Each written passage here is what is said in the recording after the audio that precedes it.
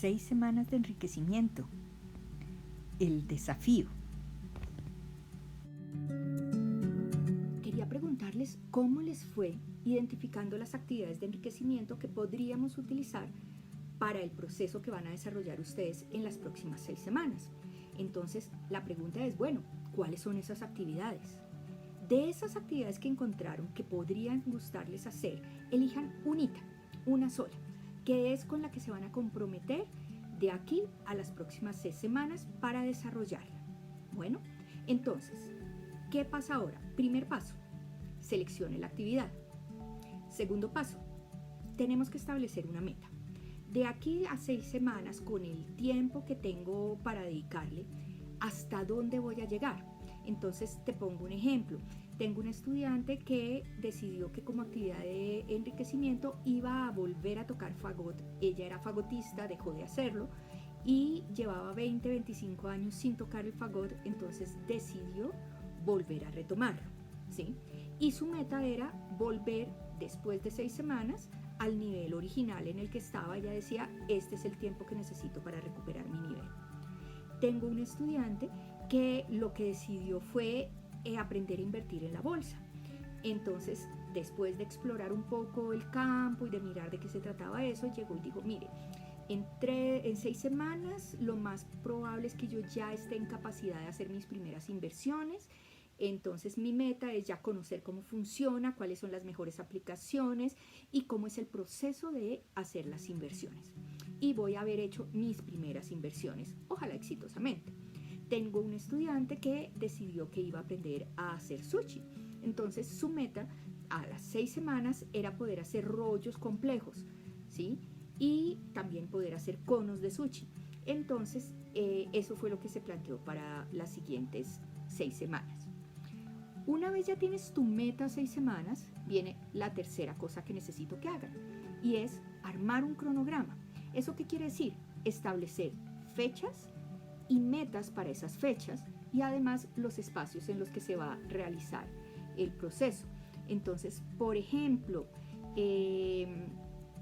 tengo una estudiante que decidió aprender a manejar.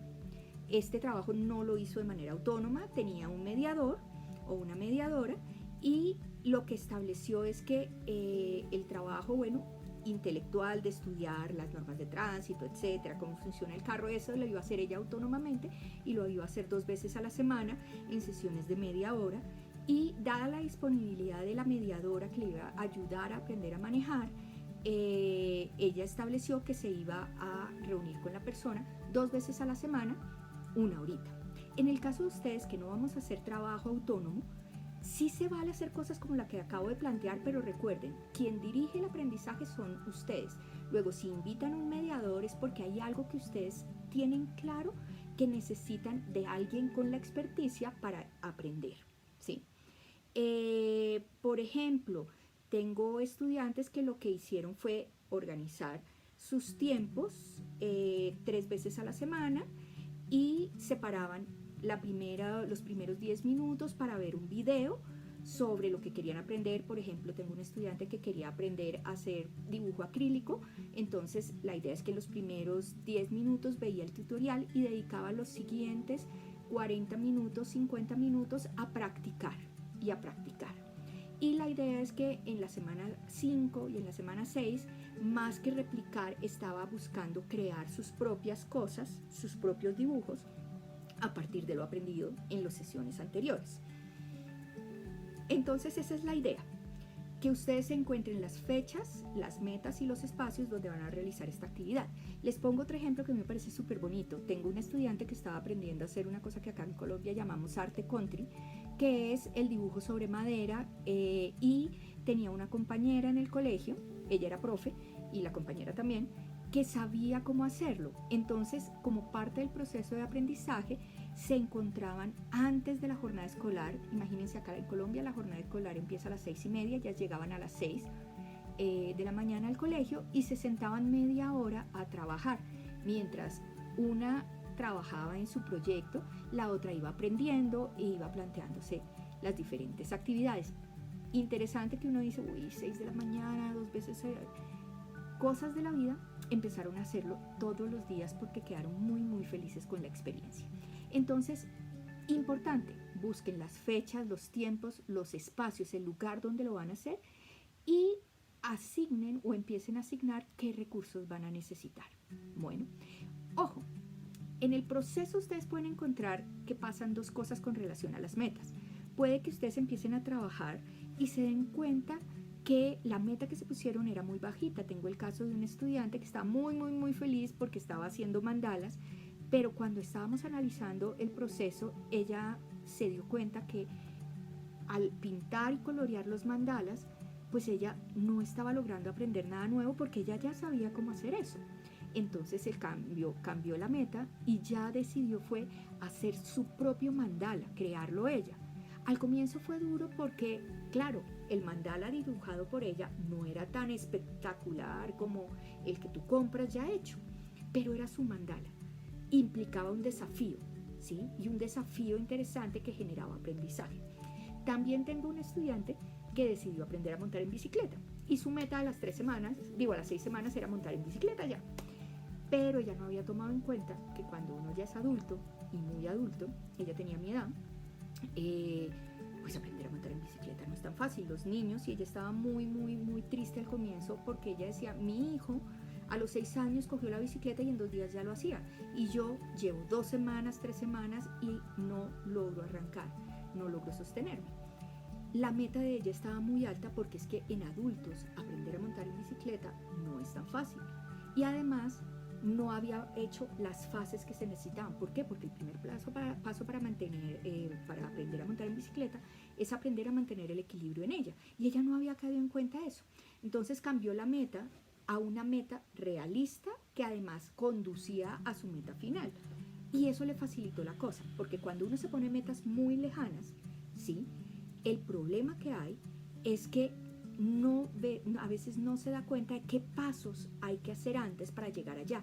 Y no se llega, no porque esa no sea la meta, sino porque olvidé, por ejemplo, en el caso de la bicicleta, que antes de poder montar en bicicleta tengo que aprender a equilibrarme. ¿Y por qué cuando los chiquitos lo aprenden así? Pues porque los chiquitos, parte de su día a día es aprender a equilibrarse, porque el cuerpecito está creciendo todos los días, porque hay actividades nuevas, y eso es parte de lo que hace el cuerpo. Pero cuando uno ya es adulto, pues el cuerpo de uno ya no se le olvida que tiene que estar en ese modo. Luego eso fue lo primero que tuvo que aprender. Ojo, también otra advertencia que pasó con mi estudiante que quiso aprender a hacer sushi. Después de unas semanas dijimos, bueno, ¿y cómo vas? No, es que todavía estoy esperando que me llegue el cuchillo especial para hacer sushi. Y entonces cuando llegue empiezo. Y lo que yo le decía a él es, pero empieza de una vez, aunque no sea con el cuchillo especial. No, pero es que el sushi de verdad se hace con ese cuchillo. Entonces yo lo que le planteé es, pues empieza haciendo sushi de mentiras. Es decir, el sushi que tú puedes hacer. Y así cuando llegue el cuchillo espectacular que necesitas para hacer eso, ya vas a tener el camino recorrido, ¿sí? Entonces les dejo esas ideas. Ok, entonces primer paso, seleccionar la actividad. Segundo paso, establecer la meta. Tercero, armar cronograma donde vamos ubicando las fechas, las metas y los espacios en donde vamos a realizar la actividad. Y lo cuarto, ¿qué es? Empezar a hacer la actividad. Paralelo, les voy a poner una quinta cosa que es súper, súper, súper importante y va a ser supremamente enriquecedor para ustedes para comprender este proceso. Y es que quiero que lleven un registro de cada una de las sesiones de trabajo que hagan. Lo vamos a llamar portafolio o lo pueden llamar diario, bitácora, como quieran llamarlo. Pero la idea es que cada sesión o posterior a cada sesión que yo haga, me siente y escriba 1 o 2 frases o grabe, porque podría ser un registro audiovisual, por ejemplo, o solo de audio del proceso que estoy haciendo. La idea es que este registro me permite 2 cosas. 1, ir plasmando el proceso desde la vivencia de ustedes. ¿Por qué no les digo que lo hagan al final de la semana? Porque es que al final de la semana ustedes ya han procesado todo lo que ha pasado y no es la vivencia de la experiencia de aprendizaje, sino lo que ya han decantado. Está bien si al final de la semana también hacen un pare y reflexionan sobre el proceso, pero es muchísimo más importante en este instante que puedan hacer un registro del día a día de esto que van a realizar. ¿Y cómo se puede hacer el registro? Bueno, hay registros análogos y hay registros digitales.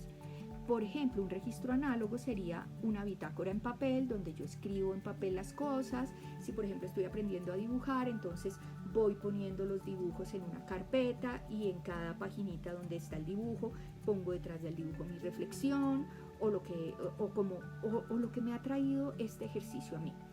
Pero también lo puedo hacer, por ejemplo, yo estoy haciendo en este momento un proceso de aprendizaje formal de artes y la forma en la que llevo mi bitácora es a través de mi Instagram. Y en mi Instagram voy poniendo lo que hago cuando avanzo algo en los cursos y una o dos frases que para mí hablan de cómo está el proceso y me dan indicadores, ¿sí? Y yo puedo volver a mi Instagram pues de arte y revisar el proceso y verlo ahí plasmado. Esa es una forma.